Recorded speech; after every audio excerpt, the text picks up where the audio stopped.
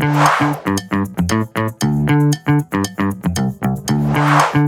se vini në episodin e 13 podcastit Majtas, një hapësirë diskutimi konstruktiv mbi politikat publike dhe shpesh herë dhe mbi politikat e Majtas. Sot kam nderin të kem ftuar zotin Ardit Bido, tashmë lajm ekskluziv kandidat për deputet në qarkun e Vlorës dhe mund të themi ish drejtori i arkivave në Republikën e Shqipërisë. Faleminderit shumë për ftesën. Besoj se është aq ekskluziv se këto 2 ditë kanë dalë emrat edhe. Po jam përfolur shumë vërtet, kështu që. Shumë faleminderit që erdhët në Majtas. Në fakt tashmë dhe vetë diskutimi do të jetë pak më tepër politik, le të themi, se sa nga pjesa historike institucionale, të cilën ju keni përvojë gjatë. Nga historia në politik, Ardit, përse tani dhe përse Partia Socialiste, le të themi?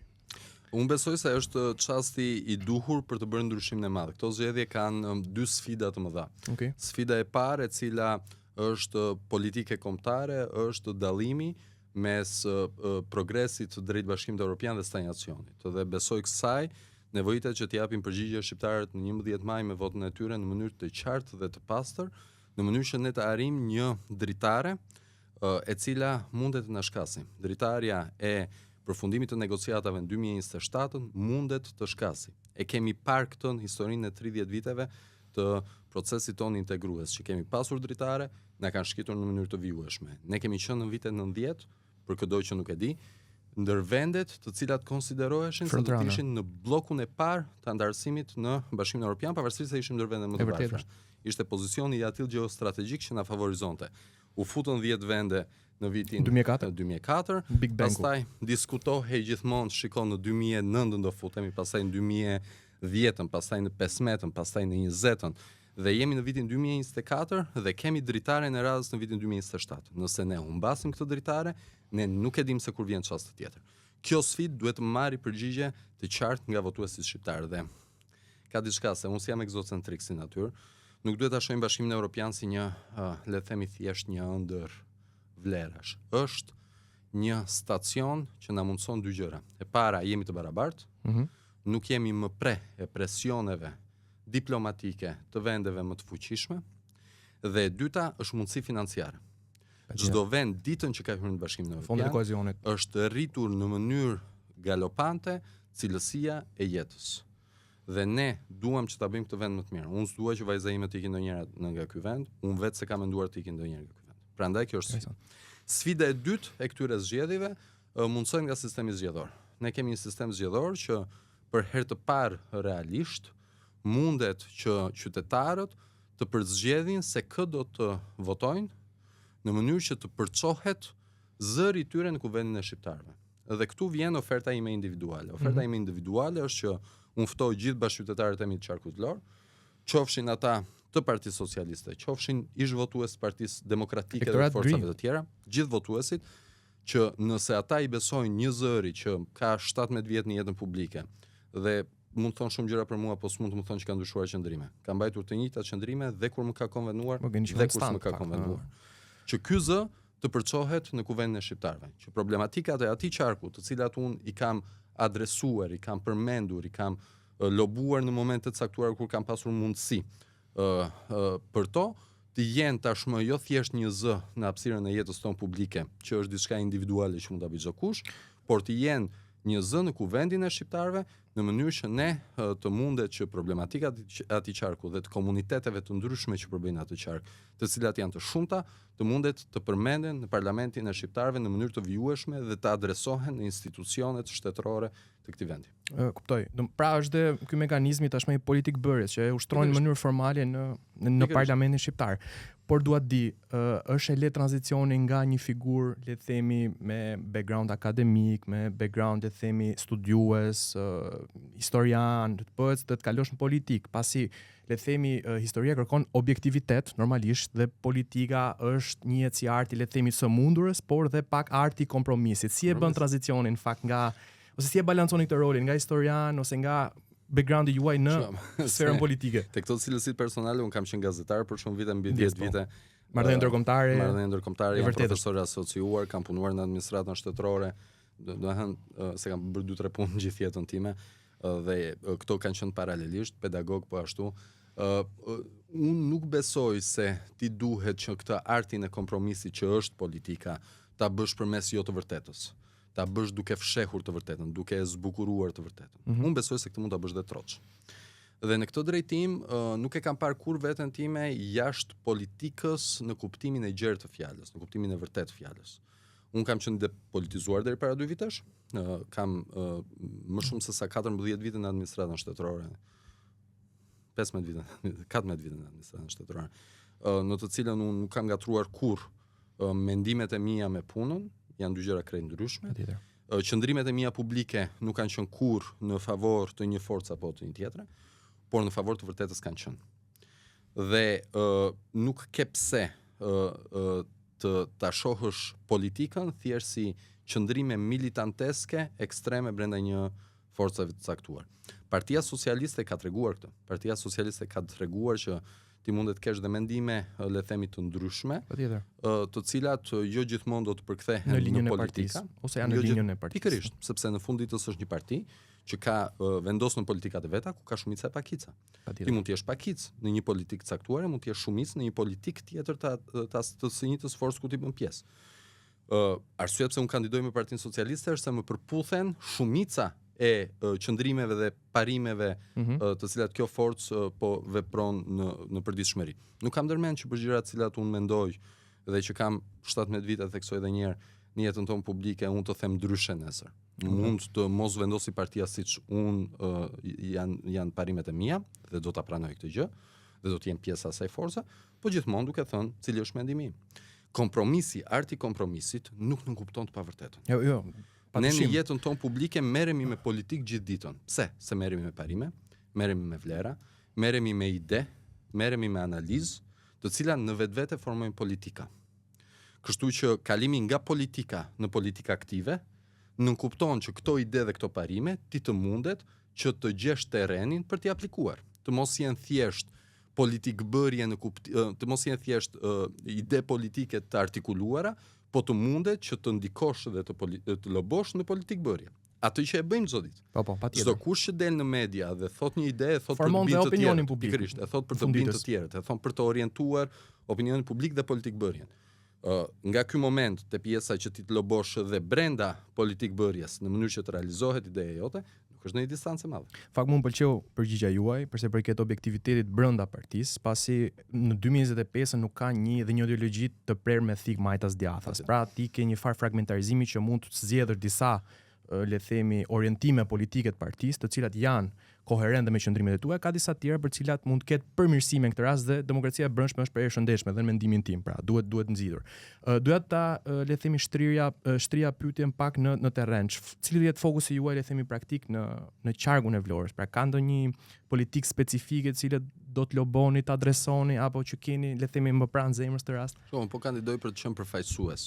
Dhe ky është një term i cili shpeshherë nuk është kuptuar në këto 30 vite nga përfaqësuesit në thonjza politik. Përfaqësues do të thotë që ti të jesh zëri i qytetarëve në kuvend dhe jo thjesht si përçues problemesh, po dhe si lobues. Në zona në cilën unë jam bazuar është Saranda, ku jam lindur dhe jam rritur, është Delvina, prej nga kam gjithë origjinat e mia, Dembavaden, është sakt. Në origjinë nga babait, origjinë nga mamas është gjysma Delvin, gjysma është Kurvelesh, Labëri. Dhe Konispoli, Finiqi, Himara, zona të cilat unë kam folur në mënyrë të vijueshme në jetën time publike. Dhe kam adresuar çështjet dhe problematikat e tyre. Si përfaqësues, nënkuptoj që do të jem zëri i tyre në kuvendin e Shqipërisë, nënkuptoj po ashtu që problemet të cilat ata kanë, cilat janë të pakta. Ne kemi problem me hipotekën. Po, është e njohur. Ne kemi problem me zhdërvjellësimin, pavarësisht se ka shumë progres të hatashëm në zhdërvjellësimin e shërbimeve publike. Ne kemi ende problem që këto shërbime publike të jenë të vej momenti që të zerohen për qytetar. Pavarësisht se për mua jemi ndër vendet avangard kur vjen fjala në shërbimin e drejtë për drejtë ndaj qytetarit, prap ka akoma hapësirë për zhvillim. Ne kemi po ashtu jemi në një moment kyç për sa i përket zhvillimit turistik të Rivierës Shqiptare.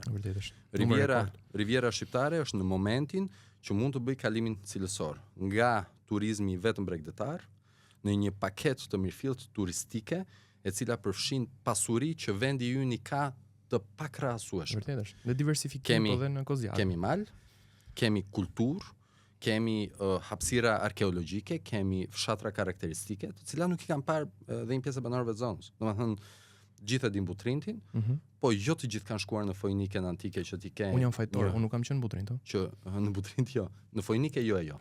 Që është një hapësirë arkeologjike e rrallë për sa i përket vlerës arkeologjike, një peizazh natyror i hatashëm.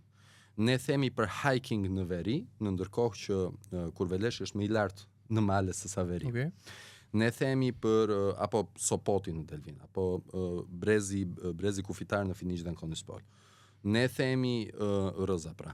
Ne themi që kemi hapësira karakteristike, por shumë pak kanë vajtur dhe kanë parë me përjashtim ndoshta të Imarës, fshat që është e bukur, Dërmiut, Palasës. Pak kanë parë Senicën edhe Tatzatin dhe Shëndreun dhe Drovjanin edhe të mos i përmend me radhë Mursin edhe fshatrat e tjera karakteristike të cilat kanë një bukuri arkitekturore. Nëse ky turizëm kthehet në një paketë të mirëfillt që ofrohet turistit, ne do të tejkalojmë momentin e turizmit backpack, ku jemi sot faktikisht, për të shkuar në një ofertë që do të sjelli së pari zhvillim të zonës, më shumë të ardhura për banorët, së dyti do të sjelli ripopullimin e zonave të shpopulluara. Le të marr një shembull. Delvina është çerekore nga Saranda. Nuk ka asnjë arsye që ndërkohë që Saranda është kulmi i turizmit, një ndër kulmet e turizmit në Shqipëri, Delvina është drejt shpopullimit. Nëse do të integrohej oferta turistike që do të përfshinte gjithë të hapësirë, Delvina do të kthejnë madhështinë e vet. Kurveleshi, Kuçi, Pak është dhe si punë një steku për të jo zhvendosur atë zhvillimin, mbi zhvillimin në zonën e Sarandës, por ketë një le të themi ndërtim ose Labëria, Lumi i Vlorës do të është çerekore 20 minuta nga Qeparoj, nga Bregu, nga atje ku ne kemi dyndjen e madhe. Oferta turistike nëse do të shkonte lart, ku është edhe Amantja, një qytet i lirë, i rrallë për nga bukuria e vet, por që pak e kanë vizituar. Dhe kur i kanë vizituar pak shqiptar, shumë pak të huaj, se s'është në ofertën turistike sot. Nuk e din njerëzit që shkojnë aty. Interesant. Nëse ne do ta bëjmë këtë gjë, ne do shinim që labëria do të rigjallërohej. Tashmë ekzistojnë mundësit. Pse? Sepse turizmi ka arritur në atë nivel të lartë në numër, në shifër, që është hapi parë. 12 milion. E dyta, sepse infrastruktura që deri më dje mungonte, s'ekzistonte fare, sot të jep mundësinë që ti ta ofrosh këtë paketë. Tani ka nevojë që gjithë kjo të ngjizet. Pra, gjithë politikat qeveritare të cilat janë ndjekur të paktën 10 vjeçarin e fundit të ngjizen dhe të nga ndërhyrje të tektukshme të kthehen në një paketë të mirëfillt që do të sillte zhvillimin e zonës, më shumë të ardhura për banorët, më pak përqendrim te dua një punë shteti, më pak përqendrim te dua të iki për emigrim dhe krejt e kundërta, rikthim, investim dhe zhvillimin e një jete të mirë këtu. Përfshi këtu dhe një herë theksoj, shërbime më të mira publike, zgjidhjen e çështjes së hipotekës, e cila është e papranueshme, por fatmirësisht jemi drejt fundit, sepse le të themi digitalizimi i hipotekës që ka qenë gangrena më e madhe. Mbaron 2025 në fal angazhimit edhe të Bashkimit Evropian në këtë proces, po padyshim fal qeverisjes Partisë Socialiste, çka do të mundsoj dhënien fund të një gangrene historike, të cilët unë sa jetoj edhe ti besoj se jeton. Vërtet, jo. Këtë gjë mbaj mend, e quajmë normale anormalen ton, do vi momenti që anormalia jon të mos jetë në normale dhe të kthehemi në normalitetin siç e quajmë. Ka qenë historia e vrimës në hipotekë, nuk e di, po që tregojnë shpesh. Keni drejt në fakt. Edhe unë vetë kur i përket paradigmës zhvillimit në Shqipëri, shikoj normalisht ku qyteti i zhvilluar, por duhet një farë, le të themi, nga pikpamja e zhvillimit, pikpamje e zhvillimit rajonal. Pra rajonet caktuara të fokusohen, siç po thoni ju, në paketa caktuara për t'i dhënë zhvillimin e tyre. Nuk mund të bëjmë, le të themi, minimit çdo qytet mundshëm, nuk mund të jetë çdo qytet si Tirana ose si Vlora, por të arrijnë që nëpërmjet politikave incentivizuese të qeverisë të ketë më tepër investime në ato zona ku ndoshta nevojiten më tepër investimet. Është në vetvete politike majt, Bashkimi Evropian e bën, sepse Bashkimi Evropian nuk lejon që vendet e lindjes që ju thatë në 2004 të kishin një disbalancë koherence sociale me vendet e perëndimit, që sillte emigrimin, se të shumë probleme të tjera, pra duhet balancuar. Dhe dua ta lidh tashmë me pjesën patjetër. Sa larg është Novosela nga Vlora? Sa larg është Kanina nga Vlora? Ishte shumë larg pa u bërë rrugëra, sa është sot. Sa është Armeni, sa është Brataj, sa është Kota, qoftë nga Vlora, qoftë nga Himara. Kanë qenë 5 orë larg detit. Sot janë afër. Delvina nga Saranda të thash është çerekore. Po. Rëzoma është çerekore. Ka qenë 1 orë për të vajtur në Taxat, që sot është çerekore. Kondispoli ka qenë në fund i botës. Ninati, i Hasan Tasin dhe Bilal Xhaferi kanë qenë fund i botës. Dhrovjani, Shëndreu, Vivri, fund i botës. Sot janë afër. Ajo që na mungon është kjo pamja më e gjerë që besoj do të kemi mundësi që të elaborohet në mandatin e ardhshëm, që këto vende nga syri të ikim në qytetin kryesor apo syri më i keq të ikim jashtë shtetit, të kthehen në të kundërt, që ata që janë jashtë shtetit mund të kthehen sepse janë afër, ka mundësi, do të vinë turist, do të harxojnë lek aty, do të mund të zhvillojnë turizëm, ekonomi e kështu me radhë. Fakt, le të themi bazat janë bërë, sepse ju përmend infrastrukturën, janë thjesht to, le të themi ndërhyrjet e vogla të fundit për të kthyer në sinergji, se ngjizjen fakt edhe ndezjen fakt, se unë shikoj Voskopojën, se dolëm dhe pak jashtë temës, po dhe Voskopoja në këtë lloj mënyre ka filluar dhe është bërë si pol turistik në Korçë, dhe vetë Korça në vetvete. Përse i përket, le të themi qargut Vlorë dhe situatës politike atje, disa përfaqësues, le të themi, minoritetit grek janë parë në përtubine të Partisë Demokratike jashtë vendit. Dhe ka krijuar, le të themi, tensione të reja kanë krijuar tensione në marrëdhënien e dy paqe midis Shqipërisë dhe Greqisë. Po, si e shihni këtë zhvillim dhe sa e dëmshme mund të jetë për Shqipërinë fund ditës kjo retorika nacionaliste? Pasi në fund ditës Greqia është një nga vendet që duhet të aprovojë hyrjen e Shqipërisë në BE, nëse bëhet fjalë 2027 ose më vonë. Luan, se un kam një problem shumë madh kur flitet për minoritetin grek poshtë vjosës dhe mbi vjosë ndaj. Minoriteti grek dhe shqiptarët jetojnë në paqe në harmoni, në vllazëri. Unë kur sumuresha minoritare ishte ajo komshia që më kujdesej për mua, mamaja që kujdesej për fëmijët e saj. Dhe 16 vjeç që kemi mësuar kush është labe, kush është çame, kush është minoritar. Jemi gjithë shqiptarë. Kishte dallime etnike në që ca flasin greqisht, ca flasin shqip, ne që flasim shqip, se jemi shqiptar, hedhim në një batut në greqisht se shpreh frazeologjike nuk janë njësoj në çdo gjuhë dhe kur është në greqisht e themi greqisht, ata që janë grek që flasin greqisht me njëri tjetrin me ne flasin shqip, nuk ekzistojnë këto lloj ndarjesh. Pse them këto? Sepse kur themi që disa përfaqësues të minoritetit grek bëjnë këtë gjë, ne në fakt gënjejmë. Përfaqësues të minoritetit grek janë ata të cilët minoriteti grek voton. Voton minoriteti grek. Zgjedh me 95% në dropu kandidatin e Partisë Socialiste, zgjedh me 60% me preshëm zgjedhjeve të fundit që ishin 3 kandidatë. Herët e tjera është 60-70% në finish kandidatën e Partisë Socialiste. Zgjedh minoriteti grek në këto dy bashki, pra ku është minoriteti grek, kandidatin e Partisë Socialiste me shifra alarmante të larta, që duhet të na shqetësojnë për demokracinë kaq të larta. Dhe ne themi përfaqësues minoriteti grek ca individë të cilës marrin votë në minoritetin grek dhe qëndrojnë me paterica, si dhe këtë herë, se i pam listat, si kandidat cilët pikërisht marrin dot votën do bëhen deputet nga listat e mbyllura. Përfaqësuesit e minoritetit grek në Shqipëri nuk kanë prodhuar në këtë vend kur probleme me shtetin grek. Përfaqësuesit e nacionalizmit politik grek, nacionalizmit politik hiqja grek, sepse keq kuptohet po ta them kur themi minoriteti. Nacionalizmit politik në Shqipëri, një moment kanë qenë dhe shqiptar përfaqësues nacionalizmit politik. Shumica e kohës janë këta. Përfaqësues nacionalizmit politik pa ngjyrime prodhojnë problem. Minoriteti s'ka prodhuar. Minoriteti është minoriteti i Vasil Mesopotamidit, që ka qenë general në ushtrinë shqiptare, është minoriteti i Rini Qiriakos, që këngët e saj dëgjon dhe ti, është i Panajot Panos, që besoj kur flasim për futboll, na vetëm mendjet e Panajot Pano direkt. Ky është minoriteti. Këta individ, të cilët përdoren dhe hambukën e gojës përmes krijimit të përplasjeve me qëllim destruktive ndaj Shqipërisë, sipas variantit më mirë shkojmë me Prinatës Vjerës, shkojmë me Millonajin, se kjo ndodh. Këta nuk janë përfaqësues se nuk i voton minoriteti. Kanë vetë as nuk janë përfaqësues, okay. Kaq e thjeshtë.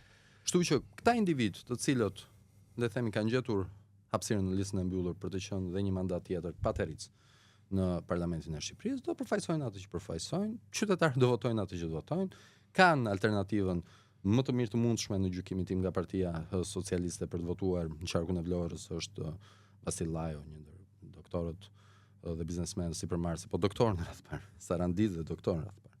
më të mirë që ka ky vend, kanë alternativa pra se këtë votojnë dhe kanë alternativa nga kush do të përfaqësohen. Sepse në fund të ditës problemet nuk kanë ndallime fetare, etnike, krahinore. Hipoteka njësoj është problem. Obori i shtëpisë që nuk është i hipotekuar në Aliko, nuk ndryshon nga obori i shtëpisë që nuk është i hipotekuar në Berdenesh. Është njësoj. Dhe përfaqësuesit janë përfaqësuesit e vërtet. Ata të cilët marrin karta dhe bëjnë zhurmë, do vazhdojnë jetën e tyre të bëjnë këtë gjë dhe nuk do bëjnë asnjëherë punë. E kuptoj. Fakt jemi dhe në periudhën e 3 P-ve, Sodelister Campbell, populizëm, polarizim dhe post-vërtetës. Do doja të bëja edhe një pyetje për sa i përket rolit tuaj tashmë, si ish, mos më themi drejtori i arkivave, sepse ju jeni shprehur që Shqipëria nuk ka bërë ende një ballafaqim plot me të kaluarën. Patjetër. Për sa i përket ndoshta edhe periudhës komunizmit. Patjetër. Po tashmë në politik, çfarë duhet bëjmë më tepër politika? Është ende, le të themi, politika që mund të marrë një rol më aktiv në të proces? Sikur politika të mos marrë rol aktiv është shumë. Sepse fatkeqësia që na ka ndodhur është që ne kur themi një figurë historike, na lidhet të paktën deri në vitet 2010 apo 2015, na lidhej automatikisht me tifozerinë e dy krahëve politike që ishte pro se kundër kësaj figure. Sa më pak të marri pjesë politika në këtë proces. Dhe sa më shumë të thuhet e vërteta, pra elementi gri. S'ka njeri të bardhë dhe të zi. Kanë gjithë grinë e vetë. Ca e kanë shumë të bardhë, ca e kanë shumë të zezë. Spektrum. Por në këtë spektër duhet thënë e vërteta. Dhe sa më pak të marrë pjesë historia, aq më mirë është. Unë nuk e kam problem të them mendimin tim, e kam thënë dhe si drejtori i arkivave në të kaluarën. Më saktë kam thënë dhe teksa isha drejtori i arkivave në të kaluarën, duke bërë të qartë që kjo s'ka të bëjë me drejtorin e arkivave. Sepse secili individualisht ka mendimin e vet. Unë jam specialist në atë fushë, nuk fsheh njohuritë e mia për shkak të pozicionit shumë të përkohshëm e karrigës shumë të përkohshme që kam, por duke bërë të qartë që ky është opinioni im, për këto arsye, duke argumentuar dhe duke e ndarë në mënyrë të qartë nga pozicioni i punës. Të ta them pak ndryshe, kur fillova këtu 9 vite më parë si drejtori i përgjithshëm i arkivave, më thoshin ca miqtë e mi, shko aty merr ca dokumente njëri tjetër, që ti kesh për studime, jo merrje, po e kuptoj. Merr kopje ti kesh për studimet e tua, ke rasnar. Unë i thosha jo, unë s'kam punuar në një ditë brenda në arkiv me dokumente arkivore. Unë garantova që dokumentet ishin online. Po, digitalizimi i arkivës. Sepse në punë nuk më dilte edhe koha që të merresha, plus që e kam edhe psikologjike, unë dua atë qetësinë time në shtëpinë time që të punoj, të studioj. Në punë je menaxher. Në punë nuk të intereson është i majt, i djathtë, i kuq, i zi, shqiptar, grek, maqedonas, ai person i cilën ti i shërben sepse ti bën detyrën tënde. Larg qof dita kur te arkivat për shembull do të shkoj dikush që të bëj historianin në zyrën e arkivit dhe menaxherin në shtëpi, sepse në fakt është pozicion menaxherial. Duhet të bësh punën e menaxherit aty dhe pastaj këtu është një kompromis që unë e kam bërë herët me veten, që unë jam vetvetja. Nuk e ndryshoj këtë për asgjë dhe për askënd. Dhe në çastin që e bëj kompromisin, deklaroj arsyet sepse bëj kompromisin, duke e thënë shumë qartë cili është mendimi im, çfarë kompromisi bëj dhe pse e bëj, po duke qenë gjithmonë vetvetja. Institucionet duhet të shëndoshen duke qenë vatra të depolitizuara, vatra menaxheriale, të cilat kuptohet nga të gjithë që janë karrige të përkohshme në emër të së mirës publike. Kjo e fundit ndoshta na mungon. Jo, të dyja fjalitë e fundit, e përkohshme dhe e mirë publike, janë shumë të rëndësishme të kuptohen nga kushdo që ka një pozicion të lartë publik, le të themi, që asgjë s'është e përhershme dhe sidomos është e mira publike që mbizotron fund ditës. Edhe politika mendoj është shumë mirë që njerëzit ta shikojnë si mision, jo si profesion vetvete. Do kalojmë politika nuk është profesion. Pikërisht pra po them, është mision për shumicën, por ka edhe njerëz që shikojnë si profesion fatkeqësisht. Do të kalojmë në rubrikë që janë pyetje të shpejta, mund të merrni dhe kohën tuaj për përgjigjen këtu. Një figurë historike që ju frymëzon. Mihail Grameno. Okej. E kam përgjigjen më të thjeshtë më që. Do ta arsyeoj. Patjetër, lutem, mund ta elaboroni. Mihail Grameno, dua të di, doja shumë të isha një ditë me Mihail Grameno dhe të kuptoja ditën e tij, sepse në ditën ai ishte Doras në vrasje në kuadër të çetës së Çerçistopullit, për arsye patriotike, një herazi drejtuesi shoqatës Lidhja Ortodokse e Korçës, Ju keni shkruar një herazi kryetar botus i gazetës Koha, një herazi antar i disa forumeve akademike dhe në fund poet. Për më mëdhen, për shembull, është Mihal Keramenos, që besoj po, jemi. Kurrikul se s'kam shpirt. Si ai arrinte që në një ditë të kishte pjesën romantike që do poezia, me pjesën revolucionare që do pjesëmarrja në çetën e Çerçesit, te pjesa akademike që është publicistike që është gazeta, po e them akademike sa atëherë gazetat ishin pak më të thella se sa janë sot, nuk ishin thjesht publicistik. Dhe aktivizmi që ishte shoqatat, të cilat kishin produkte, kjo gjë më kam afasionuar në mënyrë të vjueshme. Nëse mund t'u thonit në një periudhë historike, cila do të ishte? Sot? 2025-ën. Patjetër. Për arsyen se un jam natyrë që më pëlqen të qenit safe. Ne jetojmë në epokën historike të njerëzimit. Më të mirë. Është periudha më e gjatë pa një luftë të përballshme në historinë e njerëzimit, me diferencë të hatashme, me diferencë mbi 40 vjeçare. Janë nga 45 deri më sot. Ka mundsuar zhvillim, ka mundsuar jetë më të mirë, ka mundsuar jetë më të thjeshtë, ka mundsuar zhvillimin teknologjik, ka mundsuar zhvillimin shoqëror, ka mundsuar mirëushqimin, ka mundsuar shumë gjëra të cilat nuk i shohim sepse duke jetuar këtë përditshmërinë rrezikojmë të futemi në qaraman. Ftoj këdo që më dëgjon tani dhe thot çfarë thot ky, të pyesi gjyshin e vet. Siç e ngacmoj unë shpesh gjyshin time që lavdi Zotit është gjallë moshën e saj, siç e pyes shpejt, ç'a hanit? Pyetje shumë të thjeshta, si flinit? Ç'a bët në luftë? Ku u fshehet? Si visheshit? Si u sëmurët? Si u shëruat?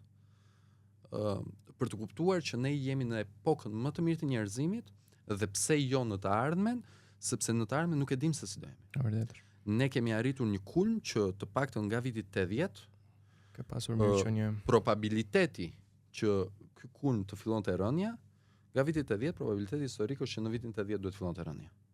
Jetojmë akoma dhe 50 vjet pas vitit 80, e jetojmë 45 vjet pas vitit 80, jetojmë në një crescendo të periudhës më të mirë që ka parë historia e njerëzimit. E vërtetë është. Në fakt tu studimet sjellin dhe rolin e mediave sociale, pra është një lup i cili do nëse informohesh vetëm me lajme negative, të cilat nxisin dhe hate speech-in ose nxisin domethënë dhe psikën e njeriu mendon që jemi në drejt regresit, por në fakt çdo studim linçmëria foshnjore në vendet, le të themi në zhvillim, të ardhurat për frym, norma, le të themi e kalorive që merr një person në botë janë të gjitha, le të themi, indikatorë cilët janë në progres në botë. Është shumë e vështirë që njerëzit ndoshta nganjëherë ta bëjnë këtë lidhje me faktet që janë.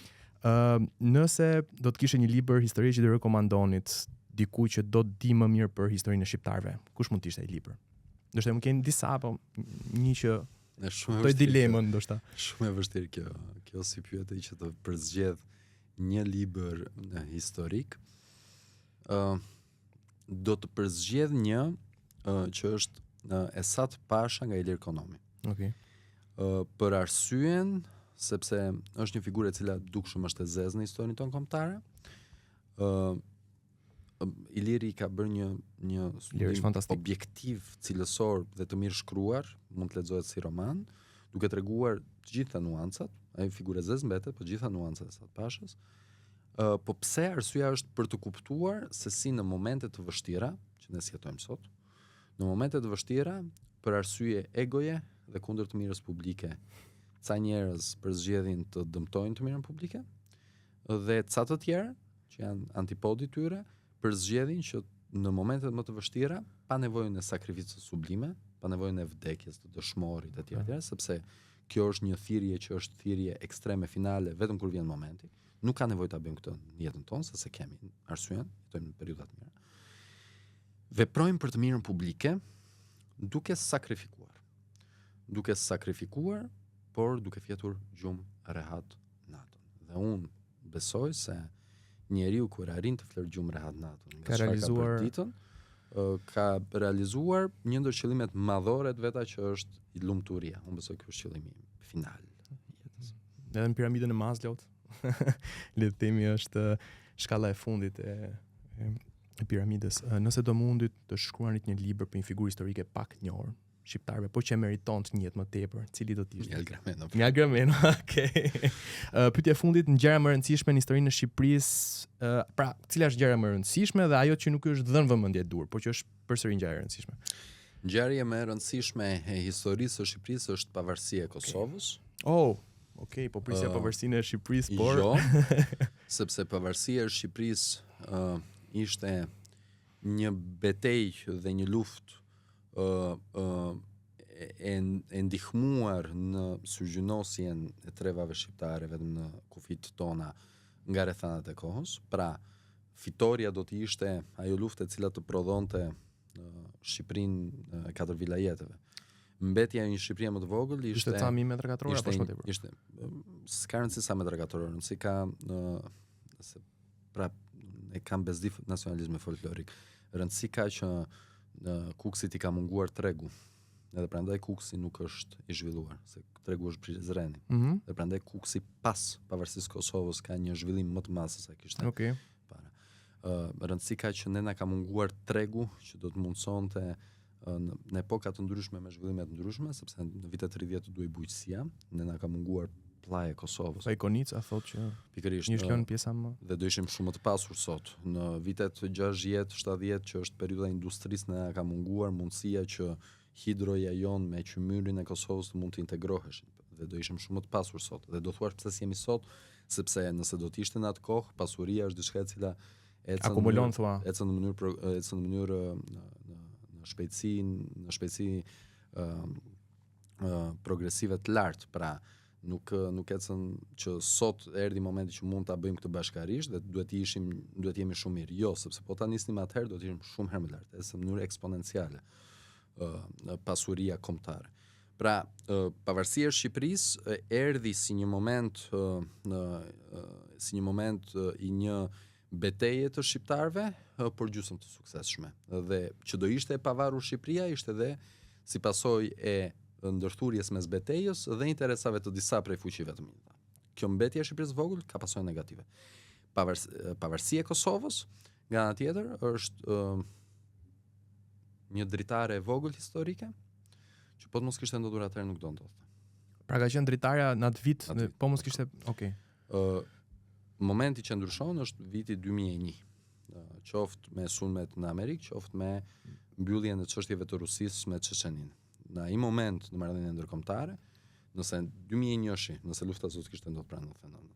Nëse 2001-shi nuk do të ishte kapur drita e çlirimit të Kosovës, pavarësia është rrjedhoja e çlirimit, nuk e dim se si do të kishte shkuar. Prandaj, kjo kapje dritares në momentin e dur, pasi kishin mbaruar luftrat në Jugosllavi, se atëherë s'do kishte vëmendje Kosova. Para 2001-shit, që është momenti i ndryshimeve epokale në marrëdhënien ndërkombëtare, siç kishim njohur deri në atë moment, është një dritare që shqiptarët me intuit, me zgjuarsi, me rryma të ndryshme, çrëndsi ka, arritën që të kapnin një dritare e cila të vjen një herë në nuk e di sa të vjen. Do të pasën në momenti s'ka ardhur kjo dritare. Prandaj kishim një pavarësi me shumë kushte, prandaj kemi shumë negociata sot, sepse seksion në dritaria që ishte. Po të ishte ajo dritare, do ishte pavarësia më pak kushte, do kishte negociata sot e kështu me radhë.